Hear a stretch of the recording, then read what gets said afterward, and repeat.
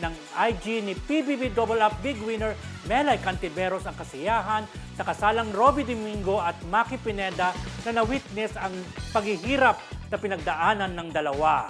Ayan. Bukod dyan, naging laman ng social media ang pictures at videos ng mag-ex-jowang sina Catherine Bernardo at Daniel Padilla na spotted na magkasama at magkausap sa naturang kasalan. Alam mo, ang sabi nga raw, dyan daw sa kasalan ni Robby tsaka ni Mikey, halos hindi daw naghiwalay ang Katniel. Tagang sunod daw ng sunod talaga. Sila lagi daw magkasama.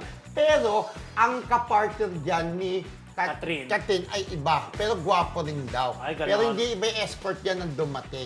Pero at least natuloy na rin kasalan kasi ang pagkakalam naman natin, may sakit to si Mikey. Pero sa Maki, nasabi nga ni Robby last year, kahit anong mangyari this year, tuloy pakakasal itong year niya. So, nangyari na nga yung kasal. Diba? Congratulations, Robby and Maki. Pero alam mo, nakakaloka yung yung bagong hairstyle ni ni Daniel. Kasi ino-okray ng mga netizens sa social media, yung gupit, mukha raw tomboy, sabi. Ay, ganon. Actually, kung ino-okray nila ng mga bashers o netizens si Daniel, before pa, nakumpara naman siya kung natatandaan nyo doon sa singer na idol mo.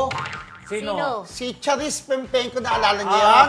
Di ba kinukumpara din dati doon si Daniel? Kaya nagpagupit ng buhok. Pero in fairness naman, isa sa pinakagwapo naman talagang aktor si Daniel. Kaya lang minsan talaga, may mga gupit na hindi bagay. Oo. Parang, is that you? Ay, Jake parang Cyrus, ganun. Yun naman. Yan. Pero alam mo, ganun nga, gwapo talaga si Gwapo. Daniel. Kaya lang siguro may mga binabagayan. Kinukumpara pa nga na parang ginaya rin yung hairstyle dati ni James Reid, parang ganon.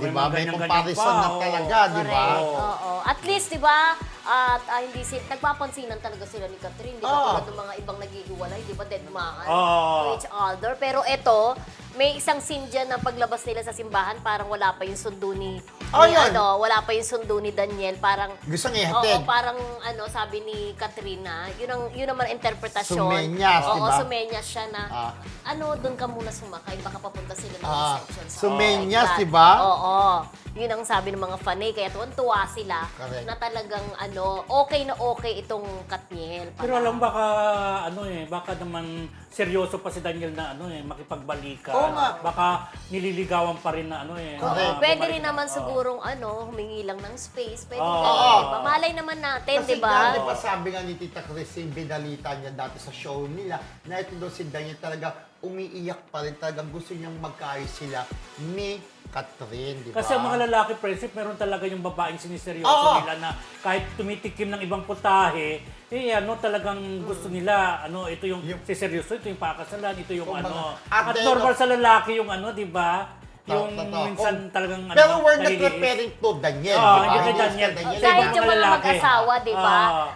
We're not referring to anyone. Yung magloko yung mister, pero uuwi at uuwi pa rin sa misis niya. Parang ganon. Kaya tinutuloy yun. Parang at the end of the day, sa'yo pa rin uuwi. Inuwihan ka ba, Mildred? Hindi. Joke lang! Ginagawa natin biro dito. Pwede ba nga mamaya Yun lang, di ba? Yun lang.